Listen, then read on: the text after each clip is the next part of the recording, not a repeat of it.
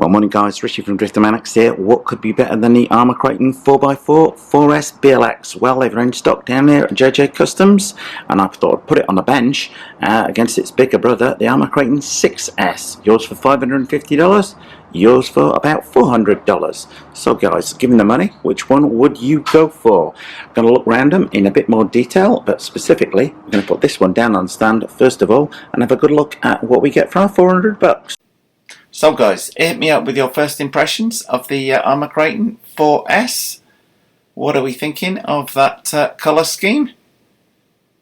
Is it popping out at you more than the Arrma Outcast coppery colour scheme is? The Outcast 4S body colour wasn't quite as bright as I thought, but I'm sure in sunlight it does look a little better. Anyway, what do we think of those wheels and tyres? Anyway, swinging round to the back of the car, check out that wheelie bar and that aerodynamic wing. But without more ado, let's get the body off and have a look inside. First thing that jumps out at you has to be that tower-to-tower centre brace. Anyway, and we see inside the same layout on the 3S and 4S cars across the range, which is no bad thing, as commonality of parts will help keep costs down. While the centre brace being red jumps out, so does that central drive shaft support bearing, which is clearly designed to help cope with the extra power that the 4S is going to bring to the car.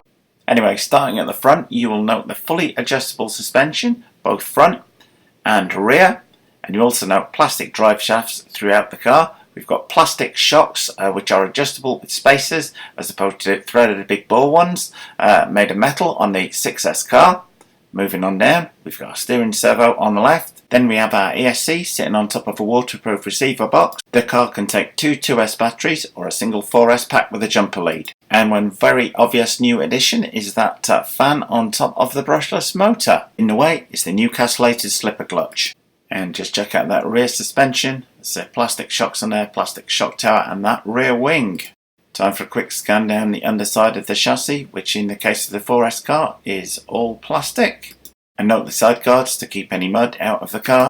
Time for Richie's ubiquitous suspension test.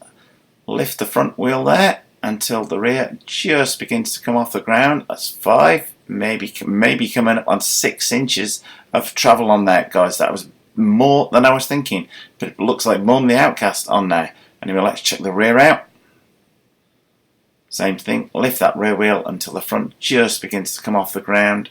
Yeah, we got an easy 5.5, probably slightly less than the front, maybe 5.5 inches of clearance on that. Very, very well damped all round. This car is not going to bottom out in a hurry. Okay guys, so with the body's off, how does the Arrma Kraton 4S compare with the 6S? Well, this is the new 6S version 4 Kraton on here. You'll notice again at the front we've got big bore aluminium shocks, sway bar, metal shock tower. We've got adjustable shocks on there but with spacers rather than screw threaded ones. No sway bar on there, and a plastic tower. And the same at the rear on both of these cars.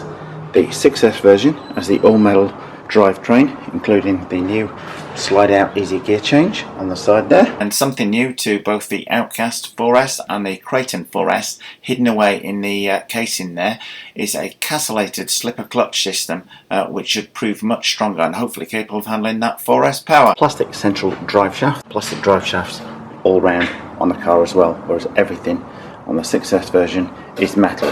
Other than that, the layout on the 6S is very similar, except you've got the receiver box on the right, whereas on the 4S one you've got it under the ESC. On the 6S version you've got this big tower which effectively forms like an internal roll cage on the car, which is a new feature on them. And you've got that tower chassis brace, which the 4S car also has. Again, on the 6S version you can fit 2 3S packs or a single 6S one, which is the same way you can fit 2 2S packs on this one. Okay, in terms of keeping the dirt out, you've got the guards on the 4S one, guards on the 6S one.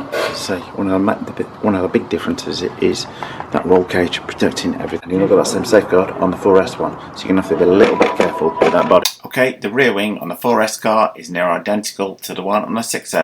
Well, here they are side by side, Kraton 6S on the left, Kraton 4S on the right. Now here the 4S car doesn't look that much smaller than the 6S Kraton, however with the bodies on, completely different story. Anyway, let's have a look at the tyres side by side. A bit smaller, but not that much. And speaking of those tyres, the Kraton 4S ones appear far more street orientated than the Kraton 6S tyres do.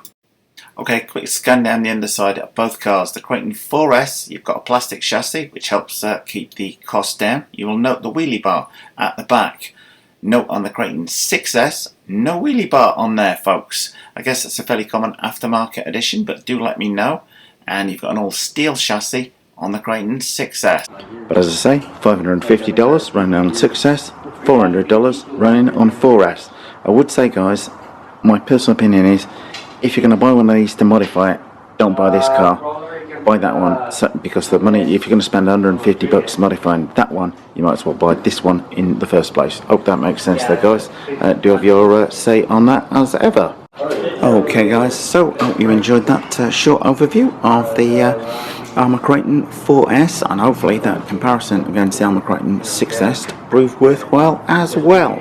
Anyway, guys, as ever, if you like this video, then don't forget to subscribe, and don't forget, guys, you can see both of these cars out of the boxes like every new car down here in stock at JJ Customs, where you can come down, have a good poke around the thing, take it off the shelf and take the lid off and have a good look inside, just as I've done today. So do check them out in person or online, links to them below the video. Well, thumbs up if you like this video, guys. Post any comments you might have in the comment section below the video, and hit the circle below to subscribe. And if you do hit the circle, don't forget to hit the bell.